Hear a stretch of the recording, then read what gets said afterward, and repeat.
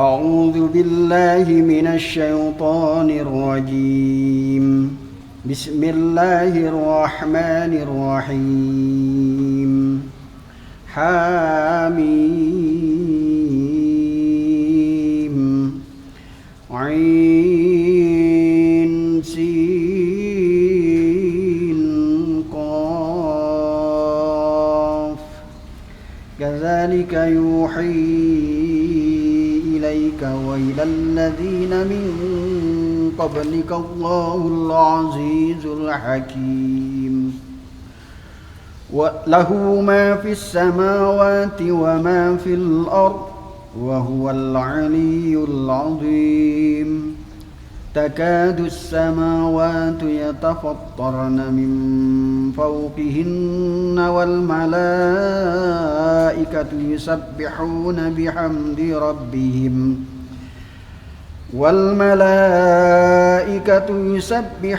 بحمد ربهم ويستغفرون لمن في الأرض ألا إن الله هو الغفور الرحيم. والذين اتخذوا من دونه أولياء الله حفيظ عليهم وما أنت عليهم بوكيل. وكذلك أوحينا إليك قرآنا عربيا لتنذر أم القرى ومن حولها وتنذر يوم الجمع لا ريب فيه فريق في الجنة وفريق في السعير. ولو شاء الله لجعلهم أمة واحدة ولكن يدخل من يشاء في رحمته والظالمون ما لهم من ولي ولا نصير. أم اتخذوا من دونه أولياء فالله هو الولي وهو يحيي الموتى وهو على كل شيء قدير. وما اختلفتم فيه من شيء فحكمه إلى الله ذلكم الله ربي عليه توكلت وإليه أنيب.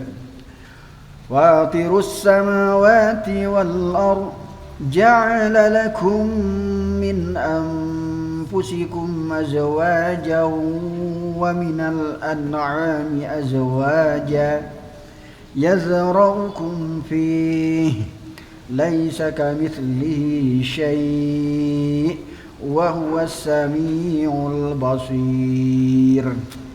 له مقاليد السماوات والأرض يبسط الرزق لمن يشاء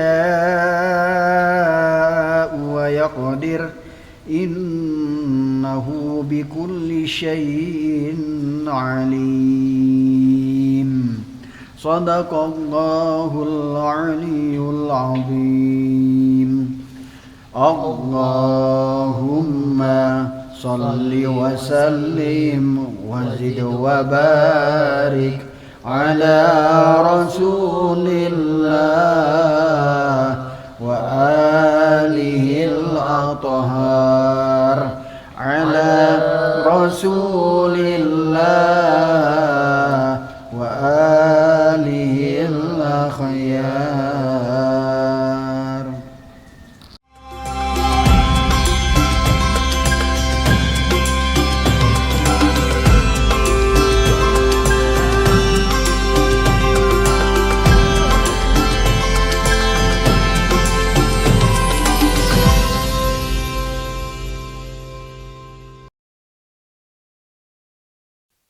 Assalamualaikum warahmatullahi wabarakatuh.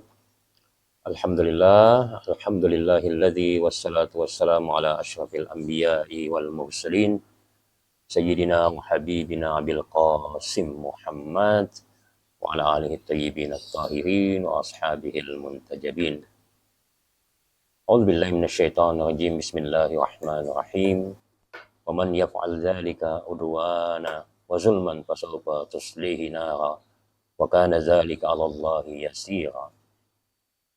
Para pemirsa yang saya muliakan dan saya cintai, pada kesempatan kali ini kita akan membahas tentang satu topik, yakni kezaliman orang-orang yang zalim. Di dalam Al-Quran begitu banyak ayat yang berbicara tentang kezaliman. Salah satunya adalah yang saya bacakan tadi. Secara bahasa, kezaliman itu berasal dari kata zulum, yang berarti kekejaman atau penindasan. Akar kata lainnya yaitu zalama, yang artinya gelap.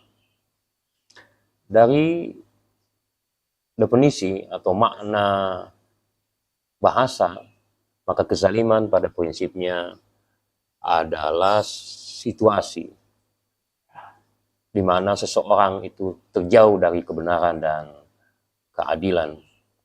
Dalam bahasa filsafat, pada prinsipnya kezaliman merupakan sebuah bentuk perbuatan ketidakadilan yang mencerminkan kesalahan seseorang untuk menempatkan sesuatu pada tempatnya. Secara lebih teknis, akademis, kezaliman pada prinsipnya adalah kesalahan dalam meletakkan dimensi epistemologis dan aksiologis suatu pemikiran dan perbuatan. Para pemirsa sekalian, dari jabaran seperti ini kita bisa menarik sebuah kesimpulan bahwa kezaliman adalah sebuah perbuatan yang akan mendatangkan kerugian yang teramat besar, dampak yang teramat luas, baik bagi pelaku kezaliman maupun orang-orang yang kemudian mendapatkan atau ditimpa sebuah kezaliman. Dalam agama ataupun filsafat, bahkan sains, begitu banyak gagasan atau diskursus atau pengetahuan tentang kezaliman. Masing-masing tiga sumber ilmu ini memiliki pandangan tersendiri tentang bagaimana itu kezaliman, apa itu kezaliman, dan proses sebuah kezaliman terjadi. Izinkan saya untuk menjabarkan landasan keagamaan terlebih dahulu, yaitu beberapa ayat di dalam Al-Quran yang berbicara tegas tentang kezaliman dan pelaku kezaliman serta dampak yang akan diperoleh bagi orang-orang yang zalim. Ayat yang saya bacakan tadi adalah ayat surah An-Nisa ayat 30, yang artinya adalah, dan barang siapa berbuat demikian kezaliman dengan melanggar hak dan berbuat aniaya, maka kelak akan kami masukkan ke dalam neraka. Yang demikian itu adalah mudah bagi Allah. Artinya apa? Perbuatan kezaliman adalah sebuah perbuatan yang sangat dimurkai oleh Allah. Bahkan akan mendatangkan berbagai dampak negatif buat para pembuat kezaliman, orang-orang zalim itu. Beberapa ayat menegaskan dampak-dampak yang akan diperoleh oleh pelaku kezaliman, yakni misalnya azab yang pedih di Al-Furqan ayat 19, kemudian dijauhkan dari nikmat Allah dan rahmat Allah, laknat Allah kepada mereka semua, baik di bumi maupun di akhirat nanti. Beberapa dampak itu seharusnya membuat kita menjadi aware, menjadi takut, untuk kemudian menjadikan kita sebagai pelaku kezaliman. Di dalam sains, terutama social science, gagasan tentang kezaliman atau diskursus tentang kezaliman itu mendapatkan ruang yang teramat besar di dalam topik-topik tentang misalnya perubahan sosial dan sebagainya. Salah satu teoritikus ilmu sosial yang kita masukkan dia ke dalam paradigma kritis adalah Antonio Gramsci, salah satu pemikir atau saintis yang sangat disegani dan karya-karyanya sudah banyak diterjemahkan dalam bahasa Indonesia tentang bagaimana sebuah proses kesaliman itu berjalan. Kata beliau, kesaliman pada dasarnya ditegakkan oleh dua proses penting, yaitu satu dengan strategi hegemoni dan salah satunya yang lain adalah dengan strategi represi. Strategi hegemoni, kata Gramsci, secara sederhananya adalah sebuah strategi menaklukkan orang melalui strategi pengetahuan. Sementara represi adalah penaklukan orang atau sebuah kaum lewat mekanisme kekerasan, biasanya fisik dan yang lain. Dua proses melakukan kesaliman ini pada prinsipnya bisa berjalan simultan atau bisa berjalan tahap per tahap. Kesaliman yang ditegakkan dengan proses hegemoni adalah proses di mana para pelaku kesaliman akan berupaya sedemikian rupa melakukan semacam strategi khusus di mana sasarannya adalah mentalitas atau perubahan pengetahuan atau internalisasi pengetahuan yang keliru tentang realitas. Orang-orang zalim biasanya punya jalan yang sangat canggih dalam menginternalisasikan atau masukkan ke dalam otak-otak kita sebuah gugusan pengetahuan yang pada prinsipnya itu keliru. Ya, pada prinsipnya itu keliru. Kalau kita ingin mengambil example, misalnya disesuaikan dengan keadaan kita sekarang, konteks media sosial, maka hoax itu adalah salah satu bentuk proses hegemoni kepada orang-orang. Dengan tujuan apa? Dengan tujuan adalah menaklukkan mereka. Nah, orang-orang yang ditaklukkan, kata para pemikir kritis, terutama bisa kita lacak dari Karl Marx misalnya, orang-orang tersebut akan mengalami apa yang kita sebut dengan false consciousness, kesadaran palsu yang membuat mereka tidak bisa mengidentifikasi, menganalisis, dan membedah kesaliman yang menimpa mereka. Mereka menganggap bahwa apa yang dia terima, apa yang dia alami adalah sesuatu yang normal. Padahal tidak, misalnya. Saya pernah membaca sebuah buku yang merupakan buku disertasi dari Menteri Agama kita sekarang, Pak Nasruddin Umar, disertasi beliau tentang perspektif gender di dalam Al-Quran. Nah, di situ beliau memberikan uraian bagaimana proses hegemoni itu berjalan sehingga banyak perempuan yang pada prinsipnya juga menyepakati hal itu, padahal secara prinsipil itu menindas mereka. Misalnya tentang isu atau problem seputar kemenjadian perempuan, asal muasal perempuan, yang sebagian dari kita mungkin masih sepakat bahwa perempuan itu telah lahir dari tulang rusuk lelaki. Secara perspektif ilmu agama, terutama di dalam Al-Quran, tidak pernah ditemukan sebuah ayat yang berbicara bahwa asal muasal perempuan itu dari tulang rusuk lelaki. Satu-satunya kitab suci yang memberikan penegasan untuk itu secara jelas adalah yang ditemukan di kitab Kejadian di Injil Perjanjian Lama, yang menegaskan bahwa perempuan itu berasal dari tulang rusuk lelaki. Pak Nasruddin dengan sangat baik menjelaskan secara gamblang, secara detail kesalahan hal tersebut. Itu salah satu bentuk strategi pengetahuan. Strategi pengetahuan yang paling efektif itu adalah melakukan upaya interpretasi atau tafsir terhadap ayat-ayat tertentu yang dibelokkan sesuai dengan kepentingan kelompok kita. Itulah yang paling tegas untuk mengidentifikasi sebuah proses hegemoni atau proses kesaliman yang sasarannya adalah pemikiran orang banyak.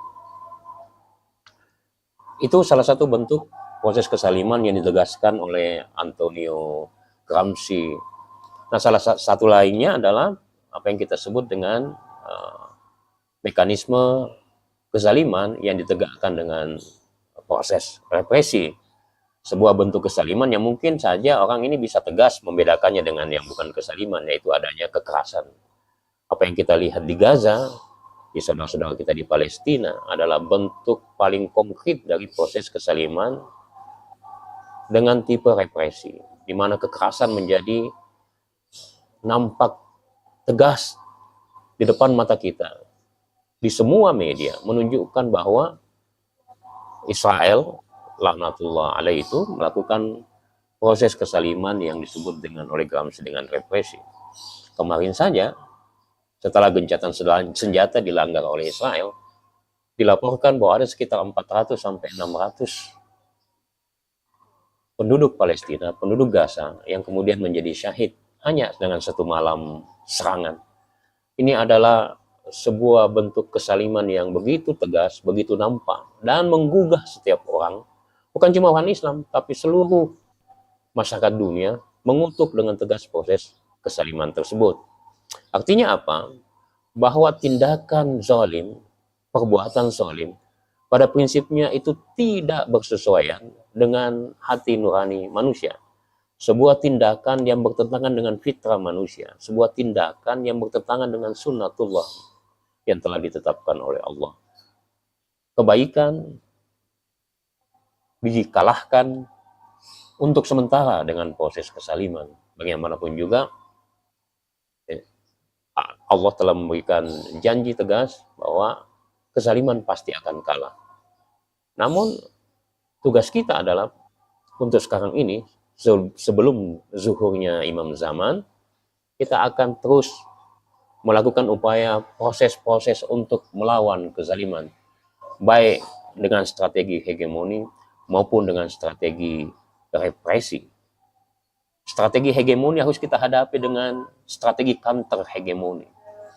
Upaya kita untuk melawan proses hegemoni adalah dengan melakukan counter hegemoni. Jadi setiap dari kita harus aktif dalam melawan kezaliman. Media sosial adalah salah satu media atau arena di mana kita bisa melakukan apa yang kita sebut, yang saya sebut tadi, counter hegemoni. Cuma itu jalannya.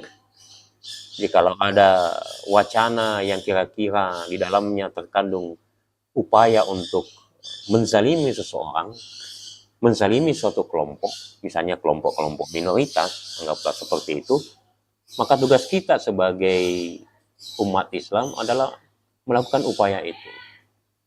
Melakukan upaya counter hegemoni terhadap berbagai macam wacana yang sebenarnya adalah keliru, tapi diolah secara canggih, di mana kemungkinan besar kita akan menyepakati wacana atau diskursus yang sebenarnya tersembunyi di dalamnya sebuah kesalahan dan kepentingan yang kotor. Itu tugas kita, kewajiban yang mesti kita lakukan, terutama teman-teman atau saudara-saudara sekalian yang banyak aktif untuk di media sosial itu. Apa yang bisa kita lakukan yang lain adalah menghidupkan berbagai macam komunitas-komunitas keilmuan dengan tujuan untuk menyadarkan seseorang, untuk menyadarkan orang banyak dari proses penindasan. Dalam perspektif ilmu sosial, terutama sosiologi, sebuah proses kezaliman pada prinsipnya adalah semacam proses pembelokan, proses pengelabuan orang banyak atas kebenaran yang seharusnya diberikan kepada mereka. Berbagai macam kebijakan-kebijakan politik misalnya, yang sebenarnya mencerminkan apa yang kita sebut dengan kezaliman yang halus dan sistematis itu harus segera mendapatkan respon dari masyarakat sipil. Itu adalah upaya yang kita harus lakukan demi tegaknya kebenaran. Jadi pada prinsipnya ketika terjadi proses kezaliman, tindakan zalim, itu adalah panggilan bagi jiwa kita, jiwa-jiwa yang bersih untuk menegakkan kebenaran itu, untuk turun ke lapangan, melakukan perjuangan, jihad keilmuan, untuk melindungi masyarakat, melindungi komunitas, terutama komunitas-komunitas yang rentan, dari proses-proses lanjutan dari sebuah proses kesaliman yang bersifat hegemonik itu. Itu yang harus kita lakukan, dan itu merupakan sebuah perbuatan yang pahalanya sangat tinggi.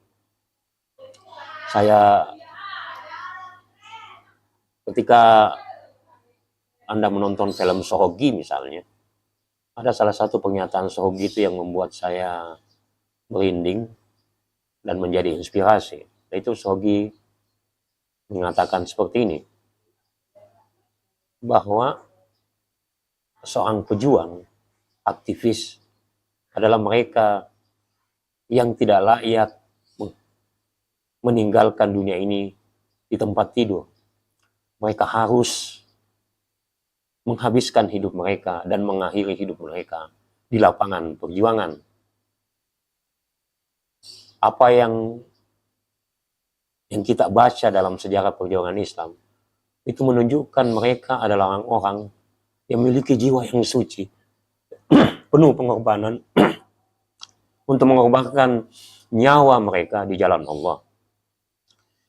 Pada malam 21 ada momentum besar dalam sejarah Islam, yaitu syahidnya manusia paling agung, Sayyidina Ali bin Abi Thalib karamallahu wajhah, di tangan seorang yang pada prinsipnya kalau kita membaca sosok ini, kita akan kaget bahwa orang-orang yang penghafal Quran seperti Ibnu Muljam yang mentetak kepala Imam Ali itu seharusnya tidak melakukan hal seperti itu. Para penghafal Quran idealnya adalah mereka-mereka yang mengaktualisasikan ajaran-ajaran Al-Quran dalam kehidupan pribadinya. Tapi apa yang terjadi? Kita bisa melihat sebuah bencana besar di mana ketika Bim Muljam menebaskan pedangnya ke kepala Imam Ali, itu sebagian, bahkan mungkin seluruh penduduk pada waktu itu mendengar sebuah teriakan dari langit. Artinya, kezaliman itu bukan hanya mengguncangkan penduduk bumi, tapi juga mengguncangkan penduduk langit. Saking luar biasanya dampak kezaliman yang ditimpakan pada seseorang atau pada sebuah kaum. Fitnah misalnya salah satu contoh besar. Kelompok-kelompok minoritas itu seringkali mendapatkan fitnah. Fitnah-fitnah yang ditebarkan secara canggih melalui sebuah media sosial dengan algoritma yang begitu canggih, itu membius, menimbulkan, bahkan membodohkan orang-orang yang pada dasarnya celakanya secara struktural bangsa kita ini termasuk bangsa yang dengan tingkat literasi yang rendah. Jadi sebuah kondisi di mana hoax itu atau cerita-cerita yang palsu itu bisa dengan sangat gampang masuk ke dalam pikiran orang-orang awam. Ini tugas yang tidak kecil, sebuah tugas yang harus kita benahi, sebuah tugas memerlukan gerak langkah bersama untuk melawan kesaliman tersebut, counter wacana itu. Itu salah satu saja. Belum lagi kalau kesaliman itu berupa kekerasan fisik secara langsung. Itu lebih rumit lagi. Apa yang terjadi di Gaza, apa yang terjadi di Yaman, apa yang terjadi di Suriah pada kelompok-kelompok minoritas seperti Alawi dan kelompok-kelompok Syiah di sana, itu dengan sangat tegas menunjukkan sebuah proses kezaliman yang ditegakkan dengan kekerasan. Allah berjanji bahwa kezaliman itu tidak akan dilepaskan begitu saja, tidak akan diabaikan begitu saja. Allah memberikan janji-janji azab yang begitu pedih, laknat yang begitu luar biasa kepada mereka pelaku kezaliman. Semoga kita dimasukkan dalam kelompok-kelompok atau kaum-kaum yang melawan kezaliman. Bahkan di dalam ilmu sosiologi sendiri ini, seperti klasifikasi sosiologi menurut Poloma, itu sosiologi dibagi menjadi dua. Satu, sosiologi kenabian, itu menggunakan istilah kenabian. Satu, sosiologi kependetaan. Nah, biasanya sosiologi kependetaan adalah sosiologi yang kemudian menggambarkan problematika sosial secara deskriptif saja. Jadi digambarkan saja, anggaplah terjadi problematika kezaliman di dalam sebuah masyarakat, itu digambarkan begitu saja prosesnya, unsur-unsurnya, pelaku-pelakunya, dampaknya, dan sebagainya. Tapi sosiologi kenabian beda. Nah, ini luar biasanya karena mereka menggunakan istilah kenabian. Poloma itu menggunakan istilah kenabian. Apa bedanya? Seorang peneliti itu hendaknya bukan hanya menjadi peneliti saja, tapi seharusnya mereka menjadi agen perubahan. Jadi penelitian yang bagus adalah penelitian yang bukan hanya menggambarkan problematika sosial apa adanya, tapi turun langsung ke lapangan untuk menyelesaikan problem itu. Nah, ini kita bisa lihat bahwa dalam penelitian sekalipun, dalam riset ilmiah sekalipun, terutama ilmu sosial, itu upaya semangat untuk melawan kezaliman itu juga menjadi ruh bagi pendekatan-pendekatan yang menjadikan aktivisme bukan hanya intelektualitas menjadi intinya. Pendekatan-pendekatan paradigma, critical theory, dan sebagainya itu menjadi contoh konkret. Atau biasa orang para aktivis menyatakannya paradigma kiri. Itu contoh-contoh. Kalau kita melihat genealogi perjuangan Islam pada awalnya, itu dengan sangat tegas bahwa pada dasarnya Rasulullah pada awalnya adalah kelompok yang disemangati oleh semangat kiri, semangat perlawanan terhadap situasi yang zalim, tatanan kemasyarakatan yang barbar, tidak beradab, dan sebagainya.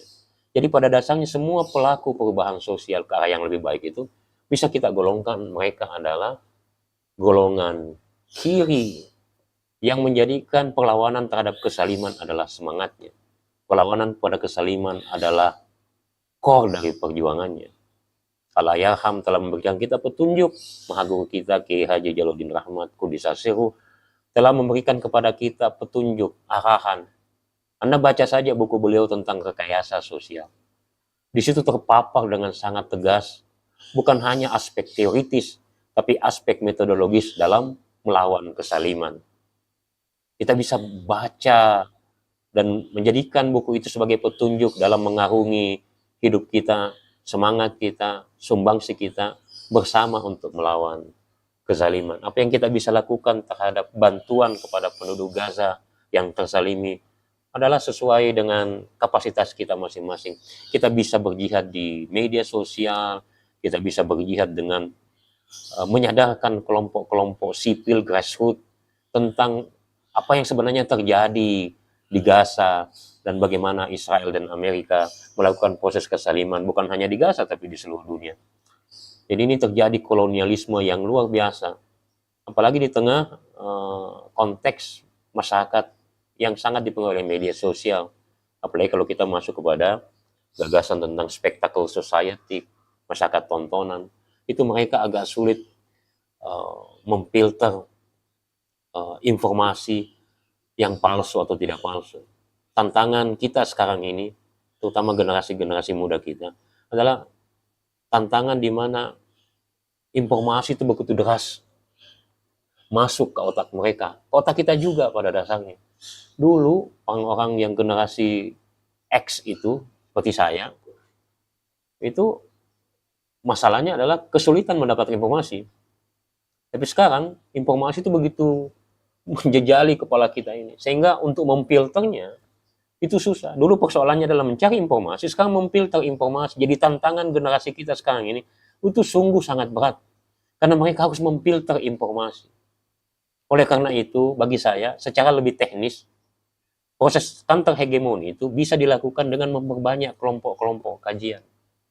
Memasukkan dalam kurikulum-kurikulum pengajaran, terutama di kampus maupun di tingkat pendidikan dasar, apa yang kita sebut keterampilan berpikir kritis. Bahkan kalau perlu kita juga memasukkan di dalam pengajaran keagamaan, apa yang kita sebut kurikulum pengajaran literasi beragama. Yang tidak hanya berbicara doktrin, tapi implikasi dari doktrin dan efek-efeknya. Itu kita harus lakukan, dan Maha Guru kita itu telah memberikan arah yang sangat jelas kepada kita untuk melakukan semua itu. Perbanyaklah upaya untuk melakukan counter hegemoni agar kita bisa dinilai oleh Allah Subhanahu wa taala disaksikan oleh imam zaman bahwa kita tulus dalam melawan kezaliman. Baik pemirsa sekalian, cukup sekian apa yang saya sampaikan. Mudah-mudahan berkenan dan bisa menjadi inspirasi bagi kita untuk melakoni hidup kita melawan kezaliman. Wa ma taufiqi illa billah, alaihi tawakkaltu wa la yunib. Assalamualaikum warahmatullahi wabarakatuh.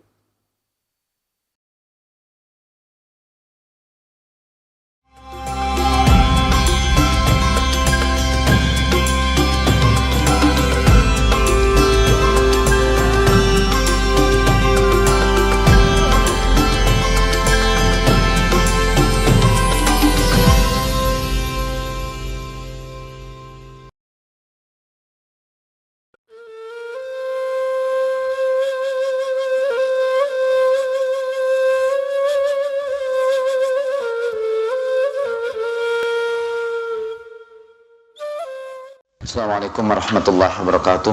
Alhamdulillah rabbil alamin, wassalatu wassalamu ala sayyidil anbiya'i wal mursalin wa ala alihi thayyibin tahirin wa ashabihil muntajabin. Dalam sebuah hadis qudsi, Nabi Musa alaihi salam setelah meninggalkan Sinai pulang lagi ke tempatnya. Nabi Musa itu rindu ingin berjumpa lagi dengan Allah dan bertanya kepada Tuhan, Tuhan, di mana bisa kami temukan Engkau selain di Sinai? Karena kalau terus-menerus ke sini terlalu jauh. Di mana bisa aku temukan kau? Kemudian Tuhan berkata, Ana indal munkasirati qulubuhum min ajli. Aku bersama orang-orang yang hatinya hancur karenaku. Munkasir itu dari kata kasaro juga. Jadi in kasaro. In kasaro yan kasiru in kisarotan bahwa munkasirun. Aku bersama orang-orang yang hancur hatinya karena aku. Karena itulah ba itu dihancurkan itu pakai kasroh. Karena Tuhan hanya bersama orang yang menghancurkan hatinya karenaku. Pernah terjadi perdebatan di kalangan ulama. Apakah menangis membatalkan sholat atau tidak? Sebagian ulama menangis membatalkan sholat. Yang berpendapat seperti itu salah seorang ulama Indonesia yang tidak ingin saya sebutkan namanya. Di dalam televisi beliau pernah berkata, ngapain sholat cengeng, kata dia, kok nangis. Sebagian lagi berpendapat tidak, menangis itu malah dianjurkan ketika sholat, karena Nabi Shallallahu Alaihi Wasallam juga menangis, kata Siti Aisyah, sampai basah janggutnya dengan air mata. Tapi ada pendapat yang ketiga, dan itu pendapat saya. Menangis karena urusan dunia dalam salat itu membatalkan salat. Tapi kalau menangis karena mengadu kepada Allah akibat urusan dunia, tidak apa-apa itu. Ya, urusan suami misalnya diadukan kepada Allah Subhanahu wa Ta'ala. Tapi kalau ditempeleng oleh suami, kemudian nangisnya waktu sholat, nangisnya itu karena ditempeleng suami, bukan nangisnya itu karena mengadu kepada Allah Subhanahu wa Ta'ala. Kalau kita menangis mengadukan suami kepada Allah, boleh. Innama ashku bathi wa huzni ilallah, kata Nabi Yakub alaihi salam. Nabi Yakub kehilangan putranya kan, Nabi Yusuf alaihissalam. Nangis tuh Nabi Yakub itu. Dan beliau adukan deritanya itu kepada Allah dalam salatnya. Boleh. Karena kalau tidak boleh, masa Nabi juga begitu kan. Dan dalam Al-Quran disebutkan. Sedihan sebetulnya. Dengan tangisan, kita ini akan memperoleh anugerah Allah Subhanahu. Kalau kata Jalaluddin Rumi, cerita, lihatlah bunga-bunga di kebun itu. Kalau tidak turun tangisan langit, maka bunga-bunga di taman itu tidak akan pernah merekah. Dan Rumi mengajarkan tasawuf dengan cerita-cerita yang seperti itu. Yang keempat, ba itu menunjukkan kerendahan secara zahir, tapi ketinggian secara batin. Tasaqutan fi zahir walakin raf'atan wa darajatan wa ulu wa himmatin fil haqiqah. Wa hiya min sifatis siddiqin wa fil alif diduha imma raf'atun darajatuha fa bi annaha u'tiyat nuqtah wa laysat fil alif hadhihi darajah. Ba itu dapat kehormatan, titik. Titik itu kehormatan. Dalam sebuah hadis disebutkan Sayyidina Ali pernah berkata, "Anna nuqtah tahtal ba." Aku adalah titik di bawah ba. Tapi saya tidak mengerti itu dan karena itu tidak akan saya jelaskan. Ba itu menunjukkan kata kerendahan secara lahir tapi ketinggian secara batin. Dan itulah sifat-sifat orang siddiqin. Sifat orang-orang yang dihias dengan asma Allah dalam hidupnya adalah orang-orang yang menampakkan kerendahan hati secara lahir, tapi dalam pandangan Allah dia tinggi. Di antara salah satu doa yang diajarkan Rasulullah Shallallahu Alaihi Wasallam, ada doa yang kira-kira artinya begini: Ya Allah, jadikanlah diriku rendah di mataku, tapi besar di sisimu. Jangan sebaliknya, jangan jadikan diriku besar di mataku, tapi rendah di hadiratmu. Oh, yang keempat ini masih termasuk yang keempat di sini. Ba itu hanya menerima titik itu satu saja. Dia kan ba itu satu. Kalau ya itu dua. Pada satu titik itu adalah kehormatan. Nuqtah itu adalah kehormatan yang diberikan Allah Subhanahu wa taala. Tapi dia letakkan kehormatan itu di bawah saja. Tidak dia pajang pertangtang pertengteng sana kemari di atasnya. Dia simpan di bawah. Dan dia hanya mau menerima titik itu satu saja. Itu menunjukkan contoh seorang pecinta. Bahwa seorang pecinta itu hanya meletakkan satu saja di dalam hatinya. Allah itu kata Rasulullah Shallallahu Alaihi Wasallam adalah zat yang paling pencemburu. Tuhan itu tidak ingin kita menserikatkan cinta kita kepada selain dia. Nah, ini amat sulit dibayangkannya ya. Lalu ada persoalan, nah gimana kan kita harus mencintai keluarga kita. Ada juga yang mempertentangkannya, kita juga kan harus mencintai Rasulullah. Rabi'ah al-Adawiyah, itu salah seorang sufi perempuan. Mungkin satu saat kita buka paket sufi Rabi'ah al-Adawiyah aja, Cerita Rabi'ah aja. Karena kebanyakan di sini ibu-ibu.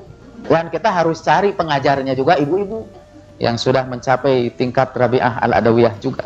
Itu Rabi'ah ditanya orang, apakah kamu mencintai Rasulullah? Rabi'ah diberitakan menjawab, tidak, katanya. Dalam hatiku tidak ada tempat selain untuk Tuhan.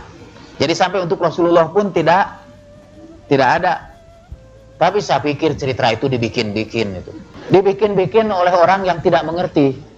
Karena sebetulnya kecintaan kepada Allah itu diekspresikan, diwujudkan dengan kecintaan kepada Rasulullah Shallallahu Alaihi Wasallam. Bahkan tidak bisa kita mencintai Allah sebelum lewat kecintaan kepada Rasulullah. Kalau kata orang Barat, if you love Mary, love her dog. Memang betul. Itu coba, kalau kita mencintai Mary, kita harus cinta juga sama anjingnya juga. Apalagi Rasulullah itu adalah kekasih Allah Subhanahu wa taala. Dan kita tidak akan memperoleh kecintaan Allah tanpa kecintaan kepadanya. Qul in kuntum tuhibbunallah fattabi'uni yuhibbukumullah. Katakanlah jika kamu mencintai Allah, ikuti aku, kata Rasulullah.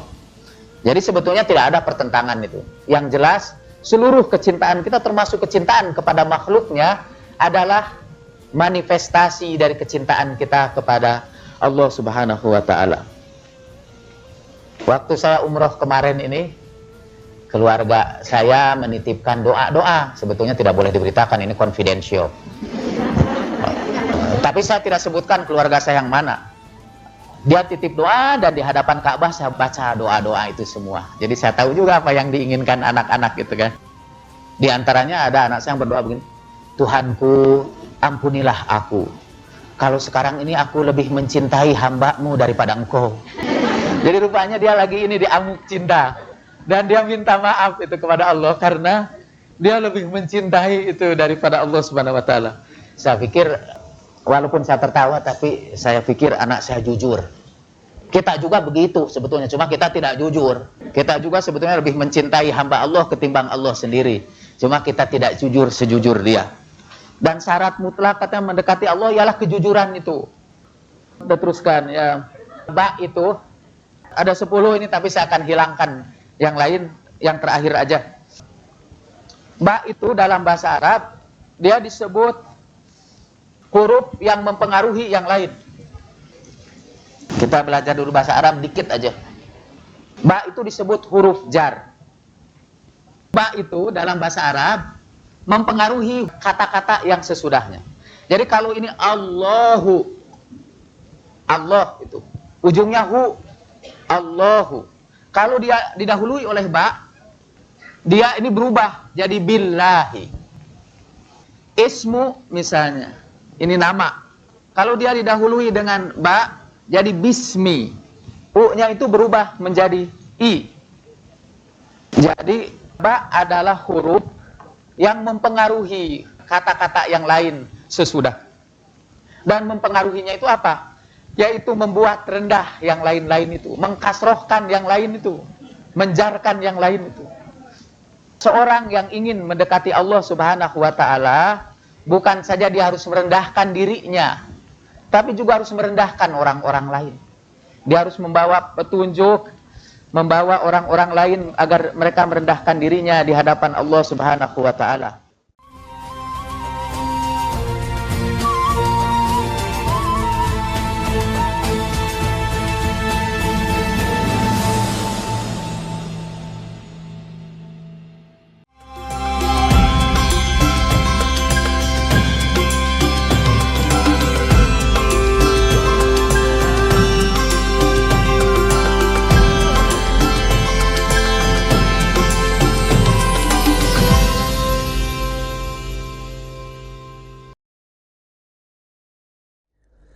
بسم الله الرحمن الرحيم